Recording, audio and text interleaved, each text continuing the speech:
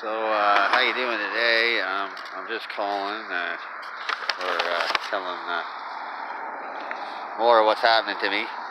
So, I've been summoned to court. I was summoned yesterday. I had to go, and my name wasn't called in the courtroom, and wasn't on the docket, and there seemed to be absolutely no reason for me to be there, but I was there and was told to stay until they called my name. Eventually, the police officer that was on duty in the courtroom came to me and asked me what I was doing there, and he looked up my information and found that there was none. So that was a futile event, to say the least. A waste of my time. Right. So today, they give me another summons that does not have the same summonses on it. The last summons I had was 2 loitering fines, but if anybody knows me, I just don't loiter. I'm always doing something. I had a littering fine, which I cleaned up my entire mess, so there was really no garbage left when I left, and pitching a tent in Parkland, which I call them Gorilla Guides, but they were Garda World, who had mentioned to me that I was allowed to stay there as long as I did not cause a mess. Now, unbeknownst to me, there's several people that were homeless in New Brunswick and Fredericton, and one of them seemed to be distraughted. His wife was up at the hospital, and he was alone, and he was having a hard time with it. So he was hanging out just to not be alone. So he started building fires at night to keep himself warm. Where it's located, it kind of gave the gist that we were a beacon. People were coming from all over because they could see the fire and knew there was warmth, and when they realized that I was there too, they felt more comfortable. So I wrapped the fire pit in a tarp to try to contain as much of the heat as I could to keep them warm. I had an insulated tarp which I had laid on the ground and turned into like an original tent, teepee style. I had a little butane, their barbecue propane heater in there. It seemed to do very well. When they brought their stuff when they came, it did start to get a little unsightly, to say. The Gorilla Guides showed up and told me that I had to move now, and that I had to clean up my mess, and all my garbage I could set to the side of the trail, and that the city workers would be more than happy to pick it up for me. Well, instead of bothering them and, knowing full well that it was my responsibility, I disposed of the garbage myself by putting it in local dumpsters. Now, I had managed to gather a few items along the way. I had collected a few air conditioning rads that were scrapped, and I had them piled in a white cart, like a grocery cart. When I started taking down my tent and dismantling it, I set my barbecue tanks and my heaters and everything into one spot. Now, I managed to leave it for only a second, a couple minutes, maybe half an hour. I was still within eyesight, and when I noticed that the city truck had come back and they had loaded the rads and the propane tanks and the heaters into their trucks, not taking any of the garbage nor anything that was substantially worthy, and raced off fairly fast. I waved and yelled, but they had really gotten ahead of me, and they got away. So that was a total loss for no other apparent reason than... Hello. So I had no specific way of knowing what the city was doing. I know that I cost them money to to do something that was pointless, but they knew it was pointless too. So now I'm assuming, like I said in my last speech, that they're just trying to find ways of putting me in jail. So now I have this bylaw which they summons me today for. They had called my mother. I returned the phone call and met the officer so that he wouldn't have to track me down.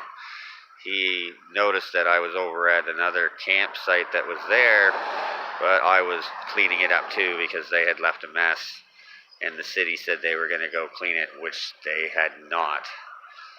So it had been a pile of garbage for a couple of months now, untouched, until the Delta had realized that I was there, and then noticed the mess that had been left there that is still frozen into the ground. I'm doing my best to clean the mess, but then, I've been noticed, and so therefore I have to move again. I don't know if they came today. I was busy trying to help another friend that was being moved out of his apartment. That's like,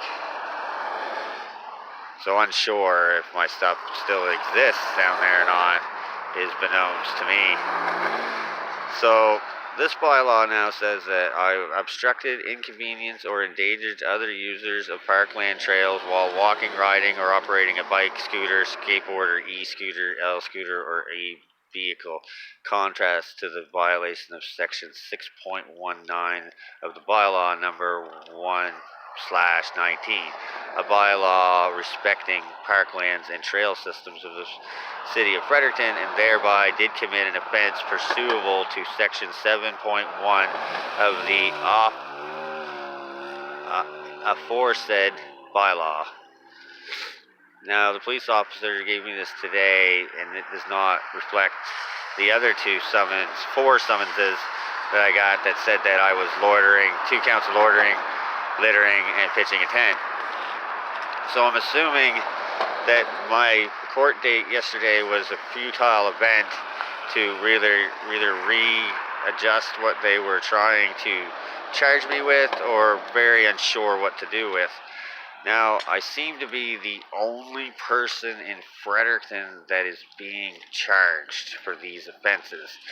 The moment that I had moved out of the said address at City View Ave 30, which is located at the dog park, other tenters had moved in and had been there since and are there today.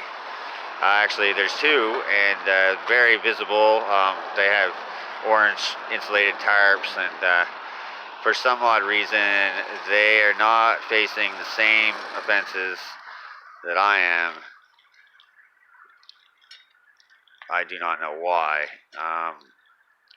I'm thinking because of the large debt that I had put on Parks and Trails with their effort to remove me from the park, which that Girl Guides had given me permission to stay. They also were bringing new employees down to my location to meet and greet with them so they could meet me and see where I was living and leaving. They were coming on a daily basis. I really don't understand most of this. Maybe because I'm intelligent and they're trying to ballgart me in some sense. I have no idea. I think I need to get a paid lawyer or something. I can't defend myself on this. Though my points are legitimate, I'm not that coerced in law enough to know what to say or do. So maybe this could be a plea for anybody that might or know of any lawyer that is currently not in Fredericton that could do a promo or contact me somehow and figure out a way I can maybe do a fundraiser and raise more money and spend more effortlessly on this subject, or awareness of how they want to do it. I'm scared they're gonna just keep throwing these bylaw tickets at me. I don't know how I'm gonna be able to do them. A lot of the officers on the police force could definitely testify to the fact that they have seen me around and they know who I am and they know I've helped them and they know that my intentions down here are valid and not nowhere near criminal. I know that they're not the ones that write the tickets, but the other ones were COs. Apparently they would work in correctional facilities beforehand, some of them in riot gear and such, but I really do not think they were properly trained to deal with somebody with some mental disorder or condition that would allow them not to comprehend what they were doing to them, because staring somebody down while they're screaming at you to stop staring at them is a valid way of moving a person from where they are, because you figure they're loitering or in plain sight, was not the way to deal with somebody that has a mental illness. There's coping skills, there's techniques that should have been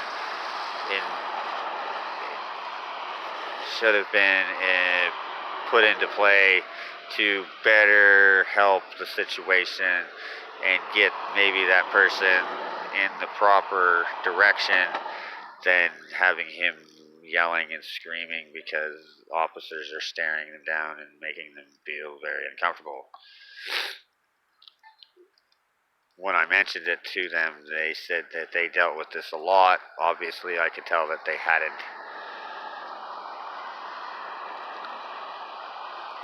I don't know. It seems like my situation is going to start to turn even more so.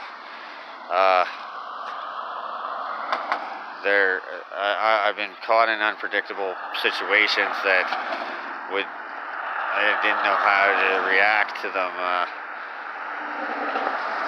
So I have other pending charges that are hard to justify what I did, but I figured that it was easier to get a lawyer, and if the city of Fredericton is in on this, then I don't know who to trust, especially if I'm dealing with illegal aid, such as people that work for the Fredericton government. So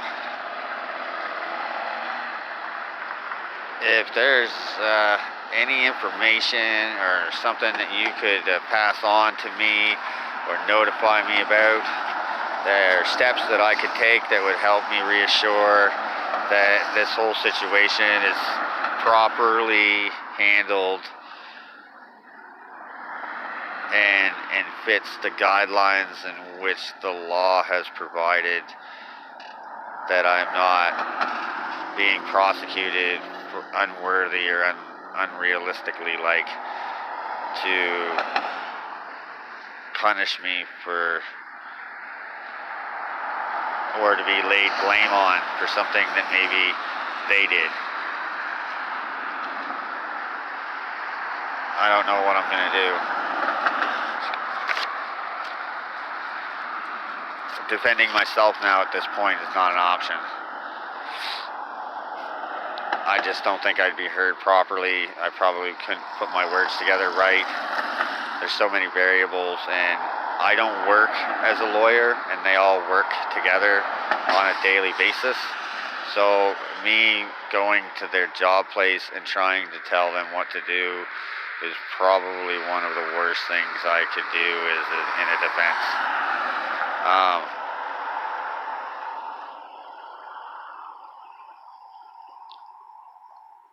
I need a support group to come in and follow up on this. These need to be changed.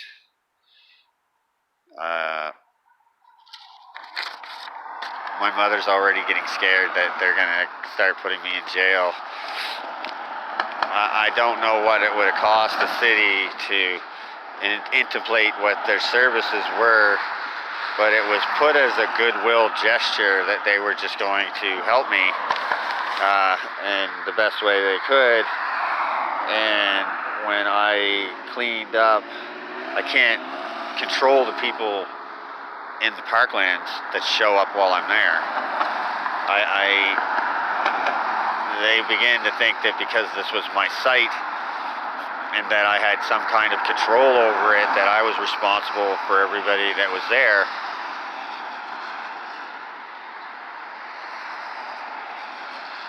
I don't think that's right. I can't control everybody. All I was trying to do was give some kind of safe haven for people that needed it. Or simply lending an ear so someone could talk, or deal with somebody's anxiety because they're scared and they really have nowhere to go. And at that point, the shelters were all full. The women's shelter was full. Like, I don't know where these people were meant to go or supposed to go, but I'm trying to make sure that there is a place that they could go and feel comfortable enough to start the rehabilitation center sequence by, talking through their issues with their peers, more so than with somebody that they feel is judging them. Being a person that was on the streets for as many years as I was, I've grown accustomed to some of the behavioral traits, and I've managed to adapt in small amounts to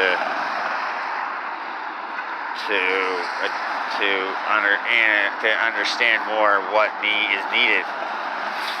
I know I don't have the background as in a psychologist, nor a sociologist, nor someone that is like totally equipped. How you doing, Keegan? So I hope this doesn't fall on deaf ears. I'm gonna post this on Facebook again because I have to understand why they gave me a summons. My first court I went there, I didn't go. I went and I showed up and sat there all day, and they never called my name, and they told me that my name wasn't on the docket and there was no information there in the office for me. And then they showed up and gave me this one. And this one says I have endangered people or inconvenienced people by using the parkway trails in an improper manner by not showing any respect to them.